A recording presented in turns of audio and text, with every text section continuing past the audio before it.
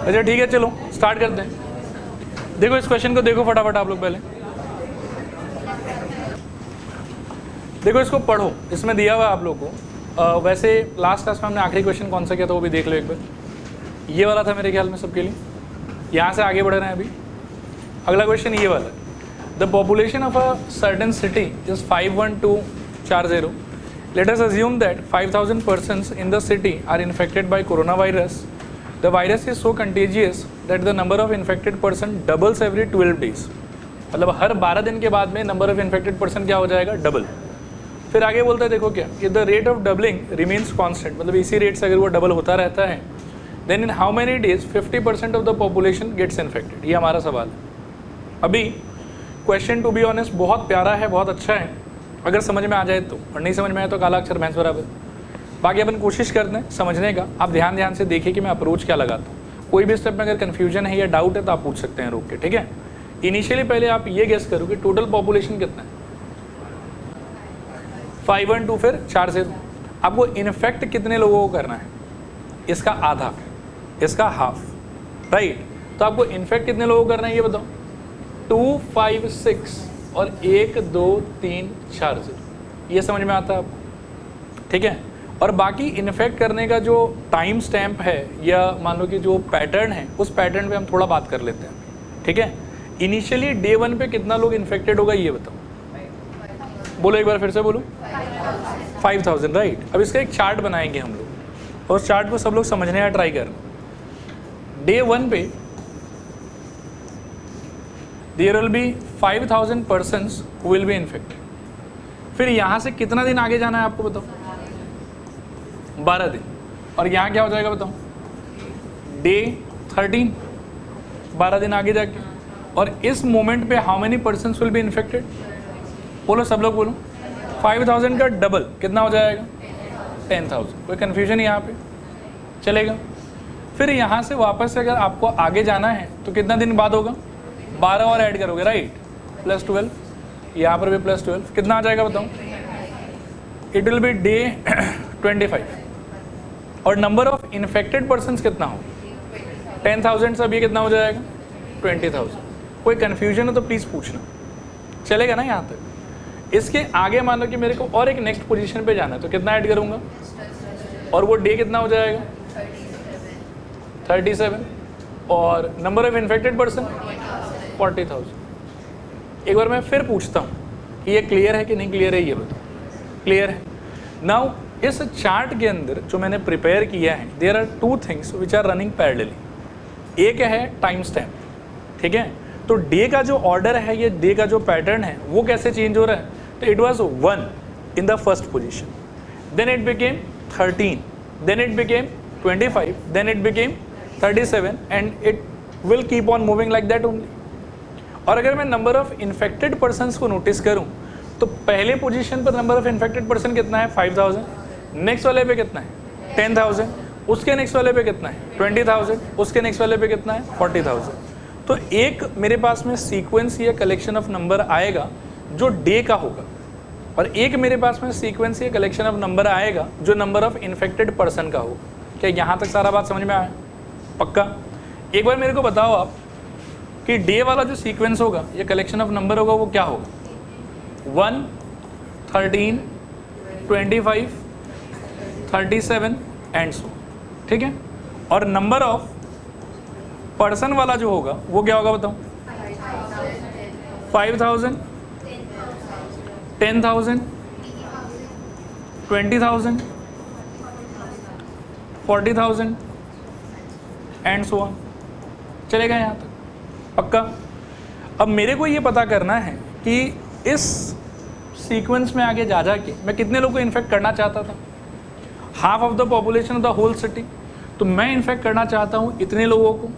तो पहले मुझे ये पता करना है कि इस सीक्वेंस में जाते जाते वो 2, 5, 6, 4 0 कौन से पोजीशन पे आएगा, और फिर मैं पता करना चाहता हूँ कि उस पोजीशन के करस्पॉन्डिंग नंबर ऑफ डेज कितना यूज़ होगा। अब इस सिचुएशन को थोड़ा ध्यान से समझना।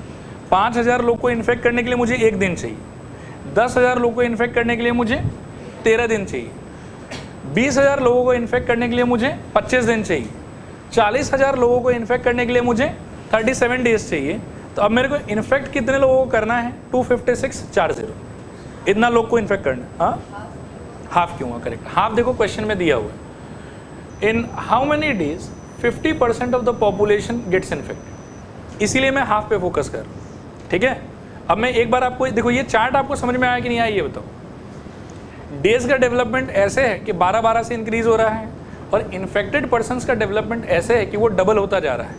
ठीक है, डेज का अगर मैं कलेक्शन ऑफ नंबर्स बनाऊं तो ऐसा कलेक्शन आएगा, और नंबर ऑफ इन्फेक्टेड पर्सन के का अगर मैं सीक्वेंस बनाऊं तो ऐसा आएगा। ठीक है, तब मेरे को पहले ये पता करना है कि इस सीक्वेंस में 256,40 कौन से लोकेशन पे आएगा। ठीक है, और आप ध्यान से देखो और मेरे को बताओ कि जो नंबर ऑफ पर्सन वाला सीक्वेंस है ये एपी है कि जीपी है? श्योर हो इस चीज़ को लेके?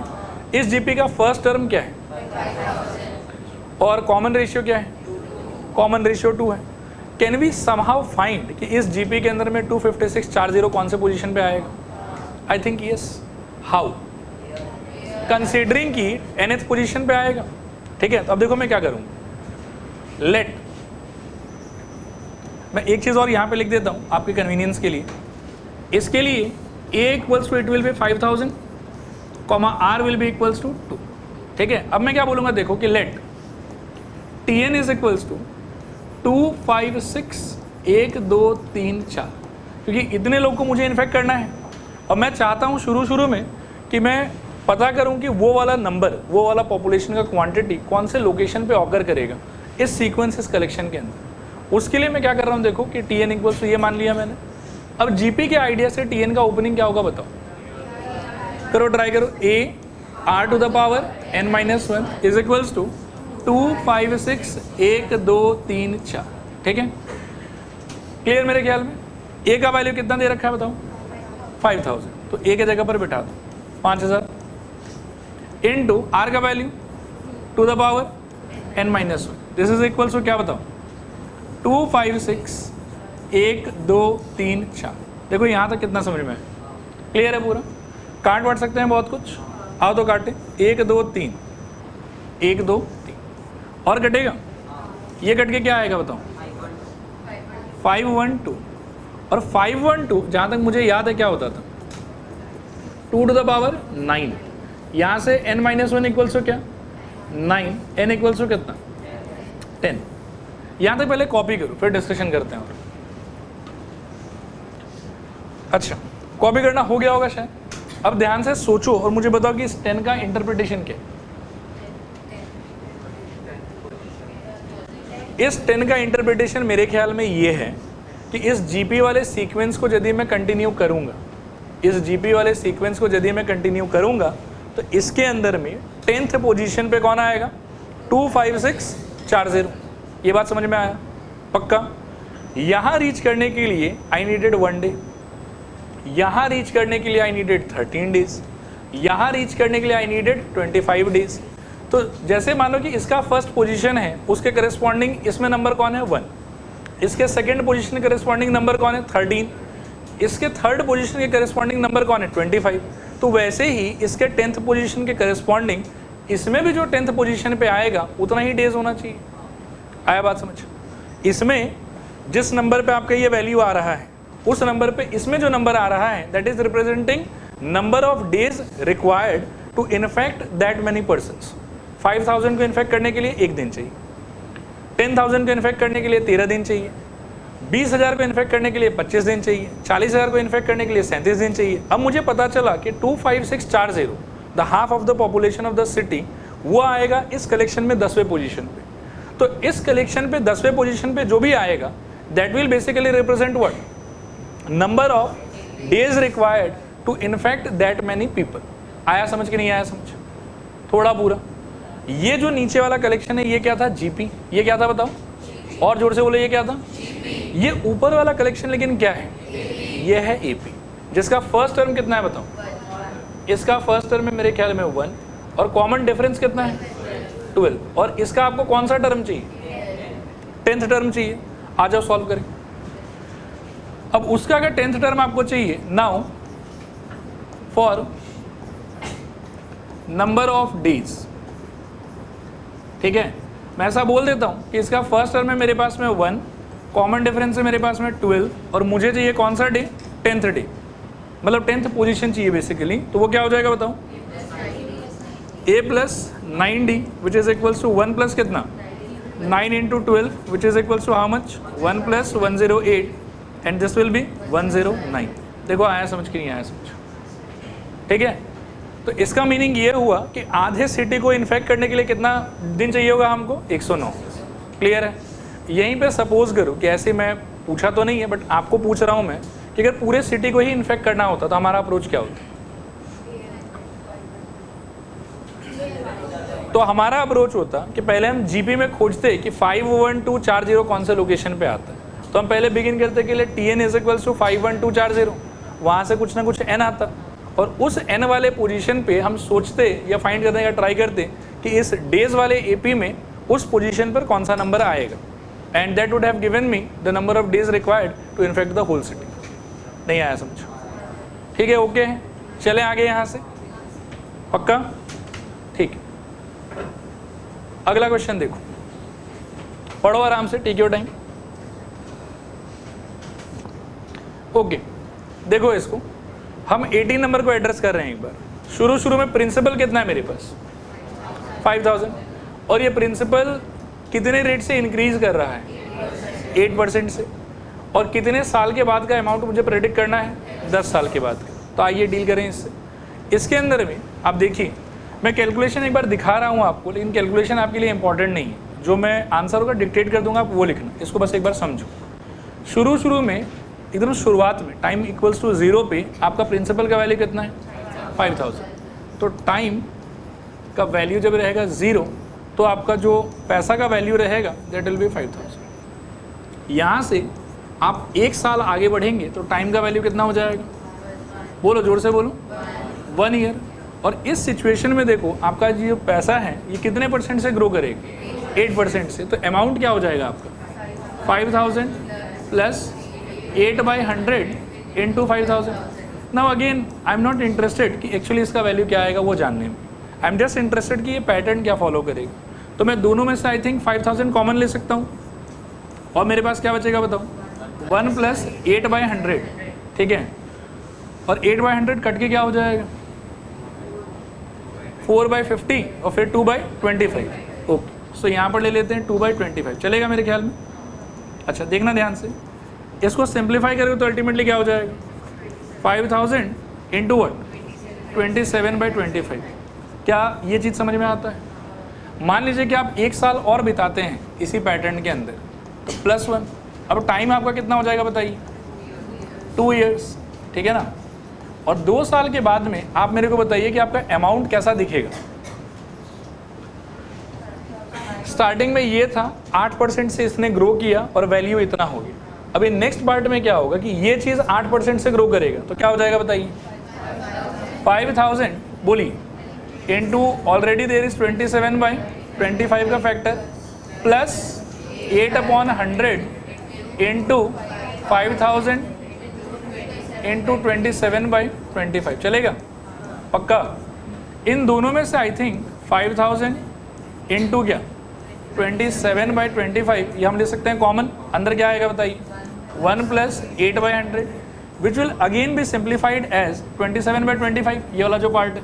तो क्या हो जाएगा बताइए 5000 इंटू क्या 27/25 का होल स्क्वायर। कैसा लग रहा है बताओ, ठीक है। अभी मैं फिर से बोलूँगा ऑनेस्टली ये कैलकुलेशन आपके लिए इंपॉर्टेंट नहीं है। आपके लिए क्या इंपॉर्टेंट है कि पैटर्न को नोटिस कीजिए। शुरू में 5000 था, नेक्स्ट टर्म आने के लिए मेरे को क्या करना पड़ा 27/25 से मल्टीप्लाई। उससे नेक्स्ट टर्म आने के लिए मेरे को फिर से क्या करना पड़ा 27/25 से multiply.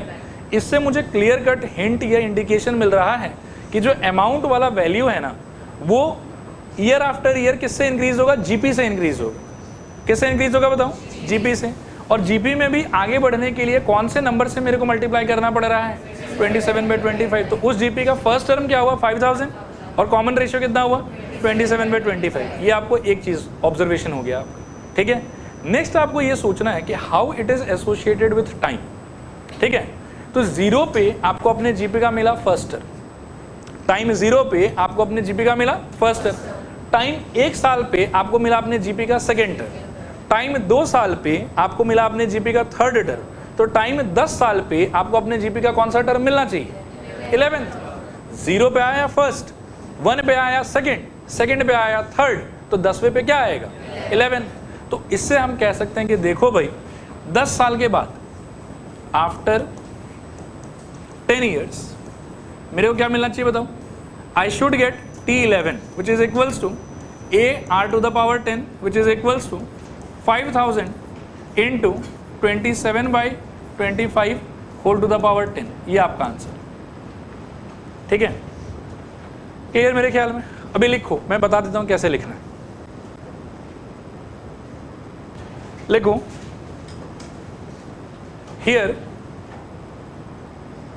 the numbers will be 5000 comma 5000 into 27/25 comma 5000 into 27/25 का square comma dot dot dot, ठीक है? which is GP with A equals to 5000, which is GP with A equals to 5000 and R equals to 27/25, ठीक है? Time वाला बात मैं लिखवा नहीं रहा हूँ, रफ में करके थोड़ा सोच लेना अच्छे से। आगे लिखूँ। Now after 10 years amount is equals to T11 is equals to a r to the power 10, amount is equals to T11 is equals to a r to the power 10 is equals to 5000 into 27/25 whole to the power 10, 5000 into 27/25 whole to the power 10। Clear मेरे ख्याल में? समझ आया पूरा? चलते हैं अगले सवाल, पढ़िए इसको। देखो ध्यान से देखो, इसमें भी क्या है ना कि वो चार्ट बनाना बहुत इंपॉर्टेंट है, और चार्ट अगर आपको समझ में आ गया then you will be able to know कि मतलब आंसर क्या होना चाहिए आपको, ठीक है?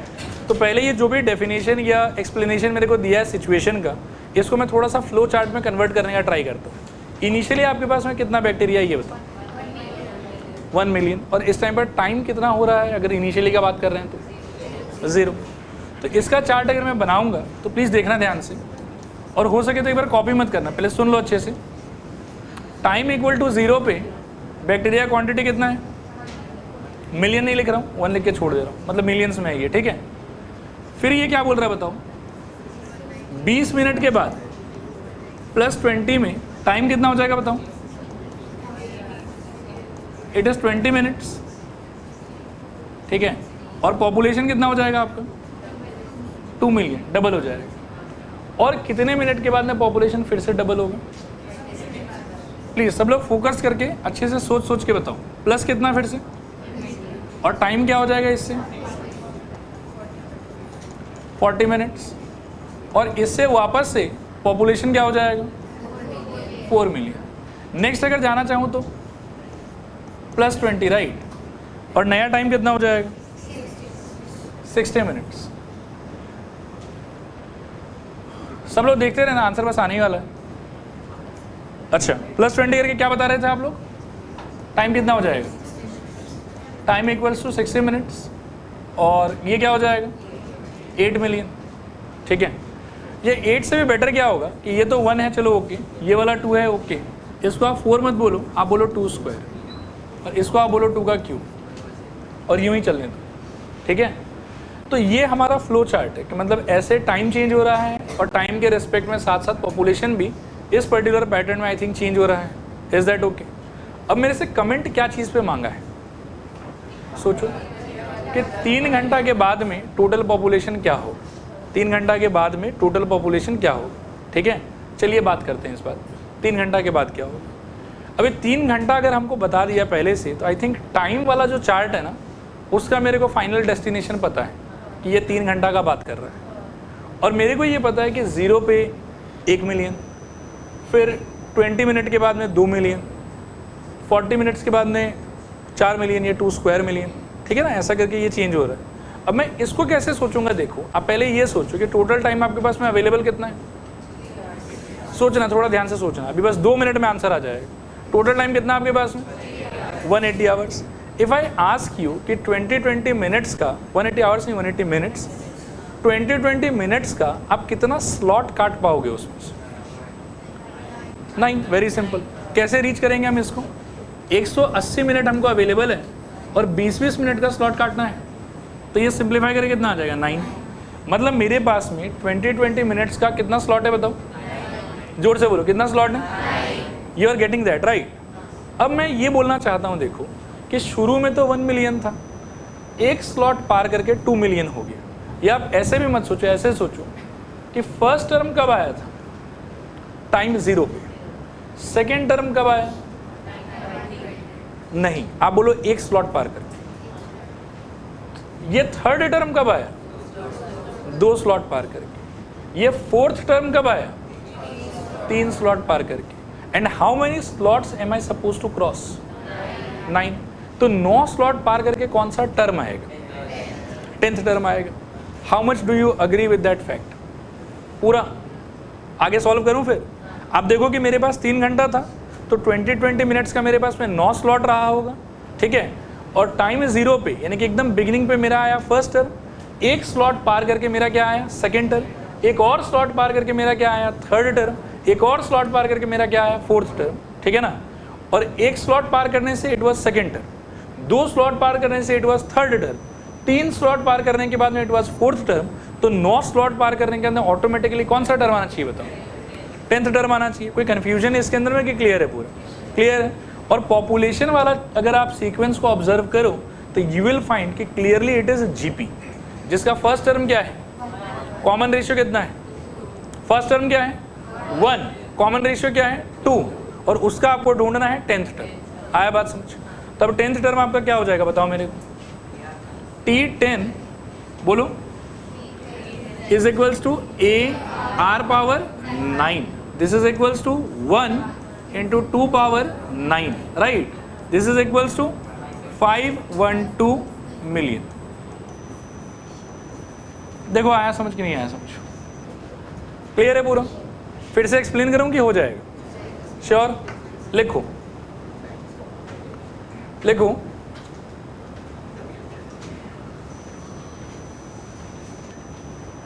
The sequence of time will be 0, 20, 40, dot dot dot. In 3 hours we will have 9 slots. We will have 9 slots of 20 minutes. 9 slots of 20 minutes, ठीक है। ब्रैकेट में लिख लो 180 डिवाइडेड बाई 20 करके आ रहा है, 180 अपॉन 20 करके आ रहा है। आगे लिखो now the population after 3 hours, bracket में लिखना 9 slots, आफ्टर 3 hours ब्रैकेट में लिखना 9 slots is equals to T10. This is equals to AR power 9. This is equals to 1 into 2 to the power 9. This is equals to 512 million. 512 million. देखो clear है मेरे ख्याल में? अब इसके बाद एक छोटा सा सवाल है ये वाला, लेकिन इसको हम अभी कर नहीं पाएंगे क्योंकि इसको सॉल्व करने के लिए हमको चाहिए होगा लॉग, और लॉग अभी हमने पढ़ा नहीं है तो इसको हम बाद में देखेंगे, ठीक है। अब नए पेज पे नया हेडिंग लगाइए आप लोग, लिखिए सम ऑफ n terms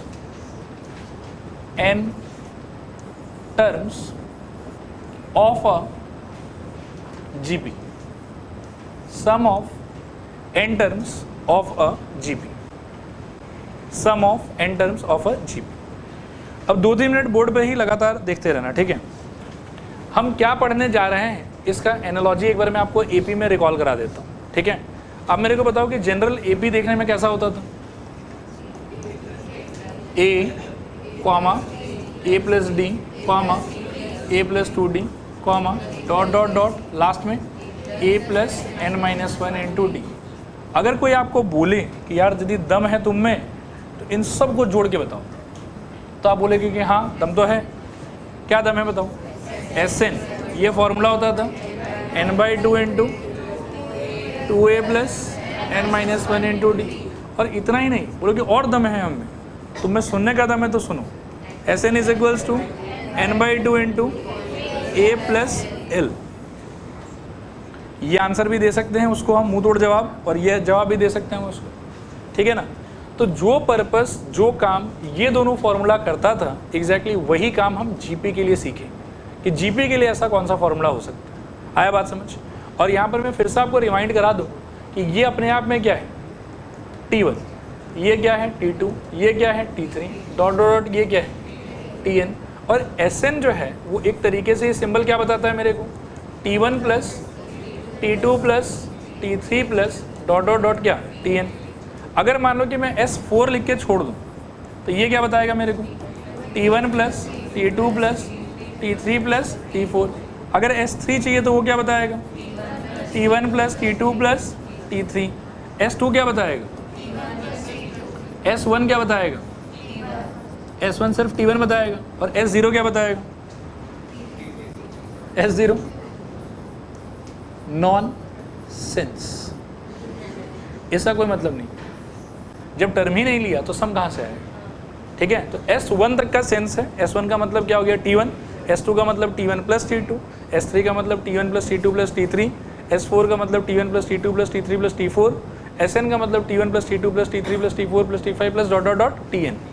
और इसको रिप्रेजेंट करने के लिए या इसका वैल्यू कैलकुलेट करने के लिए एपी के कॉन्टेक्स्ट में हमारे पास दो फॉर्मूला था, और वो दोनों फार्मूला हम यूज़ करके क्वेश्चंस कर चुके हैं। इसका क्लियर है मेरे ख्याल में। अब हम चलेंगे इस सेम चीज़ को डेवलप करने के लिए in the context of GP, ठीक है। तो next you tell me by your knowledge and your wisdom कि जीपी देखने में कैसा होगा जनरल। धमकी दे रहे हो क्या, ए बोलो, AR, फिर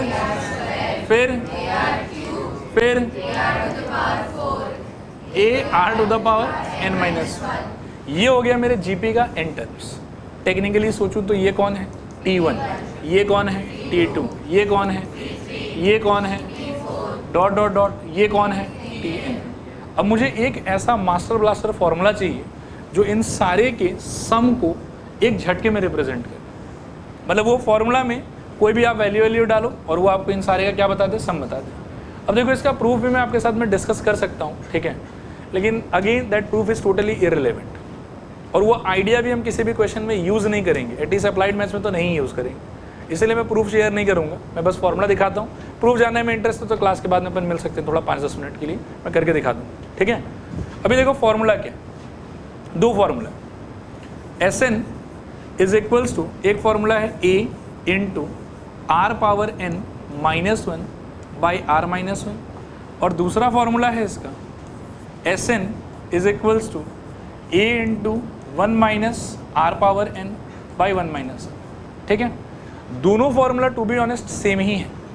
अगर आप ऊपर से एक -1 और नीचे से एक -1 कॉमन निकाल लेते हो तो दोनों का चेहरा पलट के ऐसा हो जाएगा, और ऊपर नीचे का निकला हुआ कॉमन जो माइनस साइन है वो एक दूसरे को कैंसिल कर देगा, and this will get converted into that. या फिर अगर उसके ऊपर नीचे से -1 कॉमन निकालते हो तो that will change into this, ठीक है। तो ये फॉर्मूला देखने में ऐसे अलग अलग दिख रहा है आपको, बट है सेम ही, ठीक है। नेक्स्ट बात कि इसको याद कैसे रखेंगे, तो जिस पैटर्न में मैं समझा रहा हूँ आप प्लीज़ इसको इसी पैटर्न में अपने दिमाग में सेट कीजिएगा, ठीक है। बोलिए मेरे साथ, फर्स्ट टर्म, और देखिए भी, सोचिए भी, याद भी रखिए। First term into common ratio two the power number of terms -1 by common ratio -1। फिर रिपीट करूँ, first term into common ratio two the power number of terms -1 divided by common ratio -1। आया समझ कि नहीं आया समझ, ठीक है। अब फिर आपके दिमाग में ये भी बात आ सकता है कि सर एक ही आदमी है, थोड़ा बड़ा चौड़ा भी है, फिर आप ये दो दो क्यों पढ़ा रहे हैं, एक पढ़ाने से भी तो हो जाता। तो हाँ सही बात है, एक पढ़ाने से भी हो जाता, लेकिन क्या होता है देखो कि क्वेश्चन जब हम सॉल्व करेंगे ना तो कॉमन रेशियो का वैल्यू कभी कभी होगा 1 से ज़्यादा और कभी कभी होगा 1 से कम। आया बात समझ? कॉमन रेशियो का वैल्यू कभी कभी होगा 1 से ज़्यादा और कभी कभी होगा 1 से कम। अगर मैं हमेशा हमेशा के लिए ये फॉर्मूला चूज़ कर लूँ तो जब जब r का वैल्यू 1 से ज़्यादा होगा तब तक तो ऊपर भी पॉजिटिव नीचे भी पॉजिटिव और कैलकुलेशन में कहीं कोई झमेला नहीं है। लेकिन अगर किसी सिचुएशन में r का खुद का वैल्यू 1 से छोटा रहा तो फिर इस पार्ट का जो आंसर है वो आएगा नेगेटिव, और नेगेटिव चीज़ आते ही आपका कैलकुलेशन हो जाएगा कॉम्प्लिकेटेड। आया बात समझ? इसीलिए हम क्या करेंगे, अपने दिमाग में एक बाइफर्केशन रखेंगे कि जब जब r का वैल्यू होगा 1 से ज़्यादा तब तब हम फॉलो करेंगे इसको, और जब जब r का वैल्यू होगा 1 से कम तब तब हम फॉलो करेंगे इसको। है तो दोनों आदमी एक ही, लेकिन सही चॉइस से, सही विजडम से आंसर थोड़ा आसानी से आ सकता है। कितना क्लियर हुआ ये बताओ? थोड़ा पूरा एक बार मैं छुपा देता हूँ इसको। बताओ मेरे को क्या था formula? First term into common ratio two the power n minus 1 by common ratio minus 1, और दूसरा वाला क्या था? First term into 1 minus common ratio two the power n divided by 1 minus common ratio. कितना क्लियर? पूरा clear.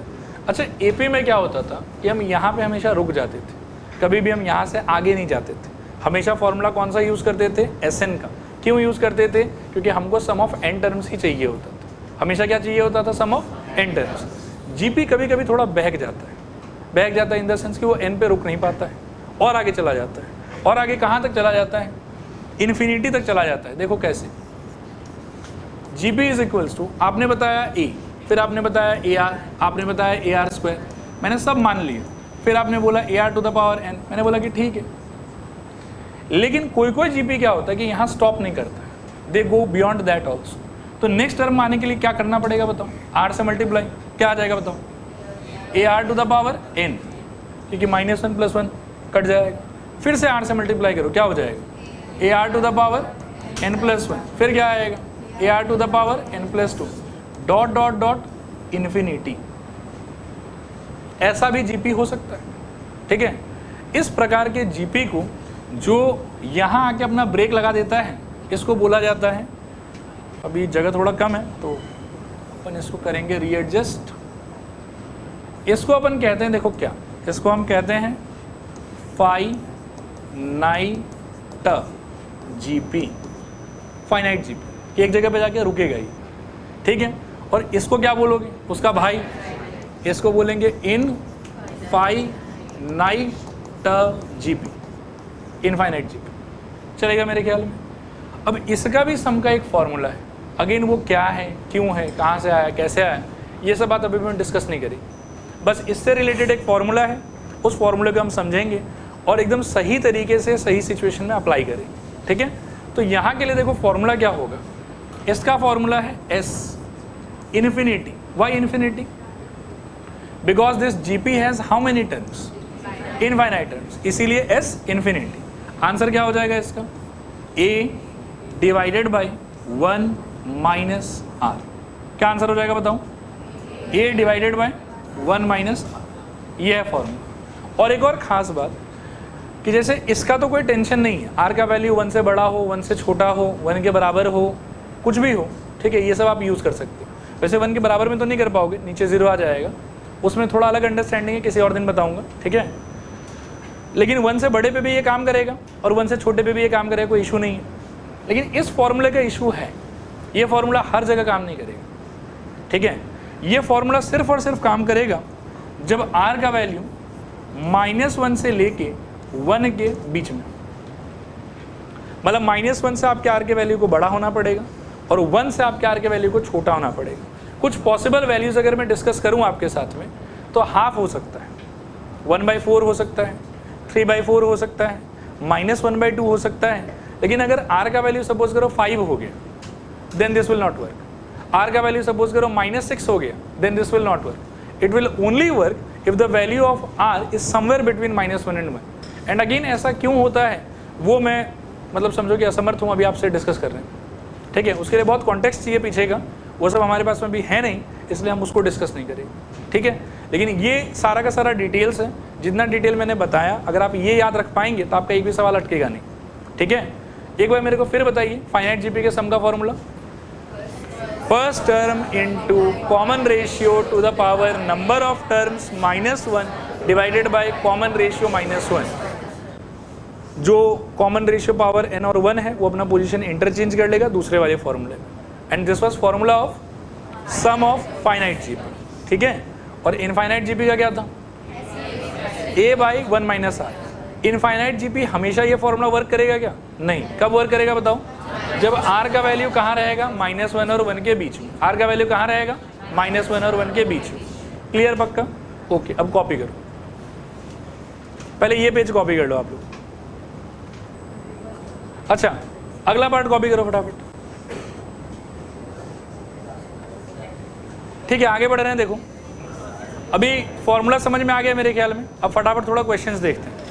देखो पहला question देखो, find the sum of the series this, ठीक है ना। सिंपल फॉर्मूला का एप्लीकेशन है, ध्यान से देखते जाओ। पहले आप ये जज करो कि ये जो गिवन एक्सप्रेशन है आपके सामने ये जीपी है कि नहीं। जीपी तो है मेरे ख्याल में, बोलोगे कैसे, तो इससे ये जाने के लिए क्या किया, -½ से मल्टीप्लाई। इससे ये जाने के लिए क्या किया, फिर से -½ से मल्टीप्लाई, तो क्या हो गया 1/4। उससे वो जाने के लिए क्या किया, फिर से -½ से मल्टीप्लाई, तो क्या हो गया -1/8, एंड डॉट डॉट डॉट चलता जा रहा है। कौन से नंबर के टर्म तक का सम चाहिए मेरे को, 8वें का, तो बेसिकली क्या चाहिए मेरे को, S8। अब दो चीज़ बस ढंग से मेंशन कर दो इसमें कि A क्या है आपका यहाँ पे 1, R क्या है आपका यहाँ पे -1/2, ठीक है। और नंबर ऑफ टर्म्स कितना है 8, तो n का वैल्यू कितना हो गया 8, ठीक है मेरे ख्याल में यहाँ तक।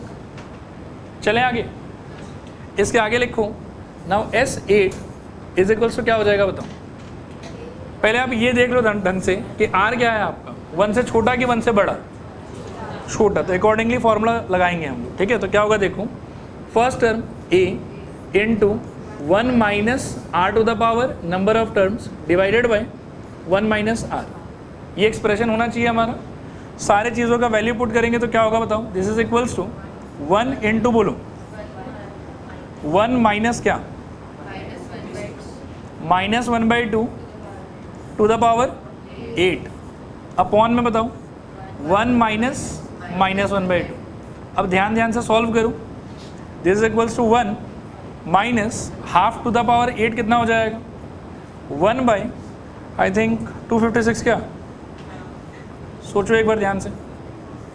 और नीचे मेरे ख्याल में ये लोग को ऐड करोगे तो क्या हो जाएगा 3/2। 2 पावर 8 कितना होता था, ठीक है, तो 256, ठीक है।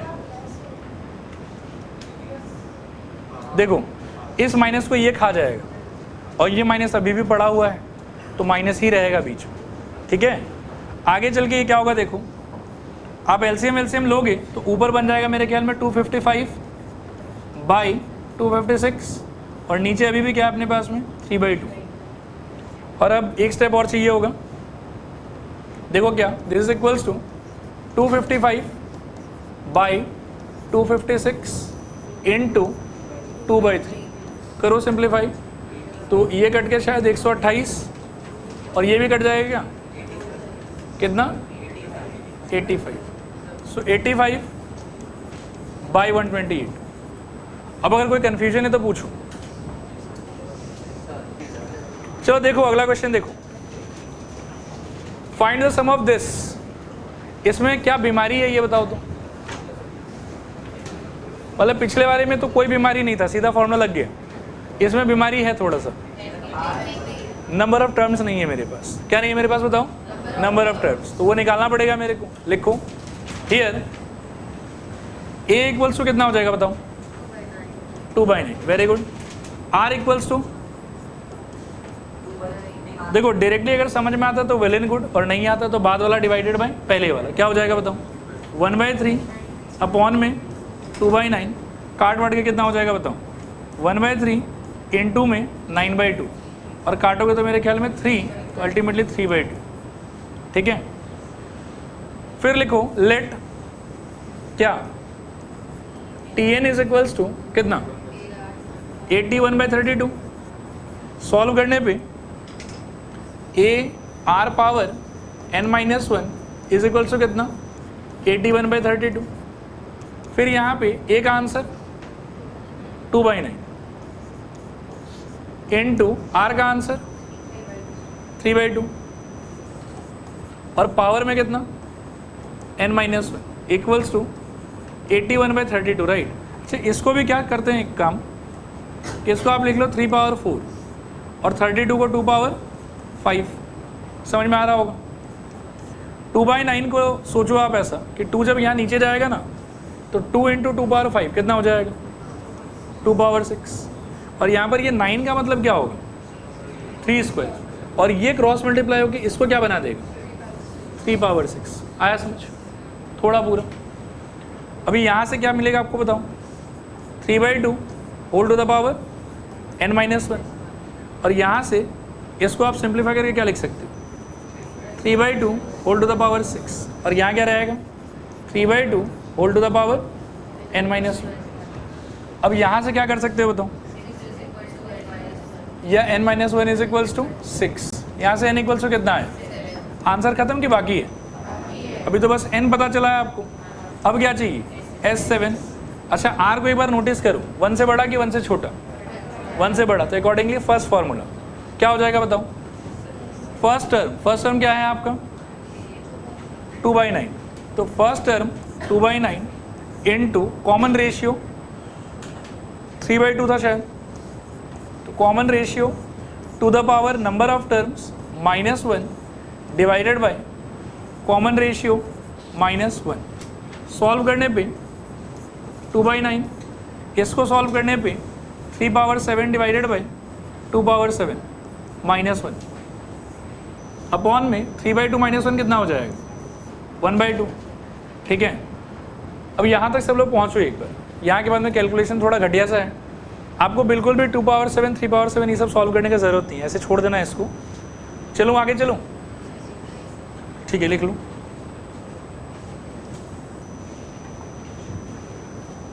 चले, हाँ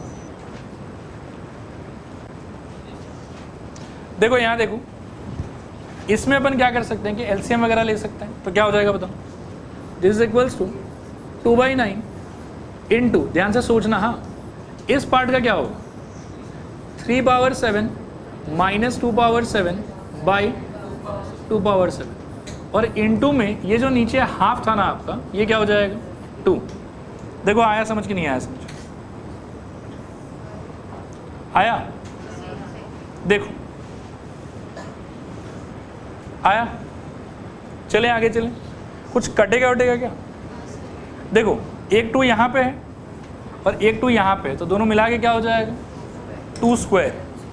तो उसको मैं सोच रहा हूँ कि इसके साथ में सल्टा दूँ, तो ये क्या हो जाएगा 2 to the power 5, and the final answer is going to look like 3 power 7 minus 2 power 7 upon में 9 इंटू 2 पावर 5, यानी कि 9 इंटू 32, इतना तो कर ही सकते हैं। ठीक है, बाकी आप आंसर यहाँ छोड़ सकते हो।